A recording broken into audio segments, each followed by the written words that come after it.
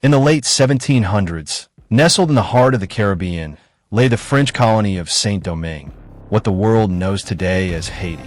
The island shimmered with sugarcane fields and coffee plantations, filling France's pockets with immense wealth. But beneath this prosperity was a nightmare. Over 500,000 enslaved Africans labored under merciless conditions, while a tiny elite reaped the rewards. It was here, under this cruel system, that a boy named Toussaint was born, enslaved, yet destined for greatness. Born around 1743 on the Breda plantation, Toussaint was smaller than most and often described as frail. But what he lacked in physical strength, he made up for with an agile, brilliant mind. Unlike most enslaved children, Toussaint was taught to read and write, a dangerous skill for someone in chains.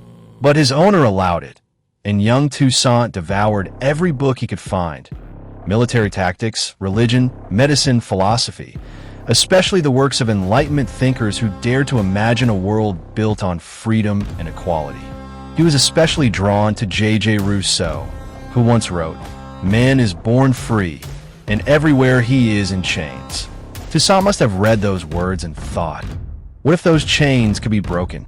In time, Toussaint gained his freedom and became a successful plantation steward. But he never forgot the people he left behind. He saw the cruelty, the whippings, the rape, the starvation. And he knew that one day, the oppressed would rise. That day came in 1791. Inspired by the chaos of the French Revolution, thousands of enslaved men and women revolted. Plantations burnt, owners fled. Slaves who had lived in silence for generations finally found their voice, and it screamed for freedom. At first, Toussaint did not join them. He watched from the shadows, calculating, observing. He knew that raw emotion could spark a rebellion, but only discipline and strategy could win a war. When he did emerge, it wasn't as just another rebel. It was as a general, a leader, a symbol. He began organizing troops, teaching them military discipline, and introducing tactics that shocked European commanders. Toussaint understood guerrilla warfare before the term even existed. His fighters moved silently through forests, struck suddenly, and vanished like smoke. But Louverture's genius wasn't just in battle, it was in politics. He played colonial powers like a chessboard. At one point, he sided with the Spanish who promised to help him defeat the French. Later, when the French government abolished slavery, he changed sides again, now fighting to defend the very empire that once enslaved him. This was not weakness, it was strategy. Toussaint didn't fight for flags or crowns. He fought for one thing only, freedom. By the late 1790s, he had become the most powerful man in Saint-Domingue, perhaps in the entire Caribbean. He issued reforms, reopened plantations with paid labor, and outlawed slavery in practice and law. His leadership brought stability to a colony in ruins. But freedom was not enough. Toussaint wanted dignity, and dignity meant self-rule. In 1801, he drafted a new constitution that made him governor for life and banned slavery forever. He didn't consult France. He didn't wait for approval. He simply acted because in his heart, he believed no one had the right to own another human being. Back in Europe, Napoleon Bonaparte was furious. He had plans to rebuild France's empire, and Saint-Domingue, with its wealth of sugar and coffee, was key. Napoleon sent his brother-in-law, General Charles Leclerc, with a fleet of 40,000 soldiers. Their mission? Restore French control, bring back slavery, and eliminate Toussaint Louverture. But the French didn't expect what came next. Toussaint and his generals fought back with the fury of a people who refused to be shackled again. The forests became battlegrounds. The mountains became watchtowers. The rivers ran red. Even as yellow fever devastated the French army, Toussaint held firm. He had turned former slaves into disciplined warriors, and they would rather die than return to chains.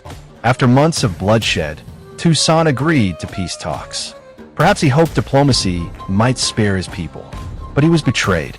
The French invited him to a meeting under the guise of negotiation and arrested him. He was loaded onto a ship and taken to France, far from his home, far from his family, far from the island he had fought to free. They locked him in a dark, freezing cell high in the Jura Mountains, a place so cold that frost formed on the inside walls. Food was scarce. Medical attention was denied. Even a blanket was refused.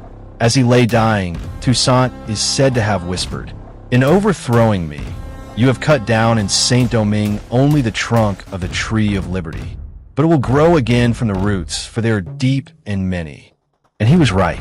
Though he died in 1803, the revolution did not. His generals, especially Jean-Jacques Dessalines, continued the fight.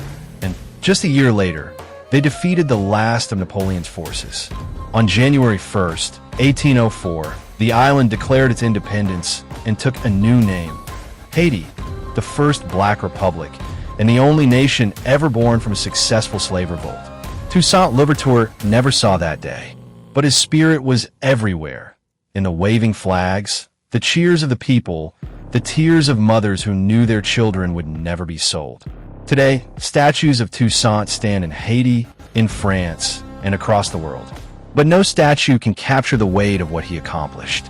He was a man born in chains who broke them, a man taught to obey who chose to lead, a man forgotten by history books for decades, but remembered by every soul who dreams of freedom. Toussaint Louverture wasn't just a revolutionary. He was a revolution. If you found this story powerful, share it with someone who needs to hear it. Let the world remember what one man can do when he believes in freedom, not just for himself, but for all.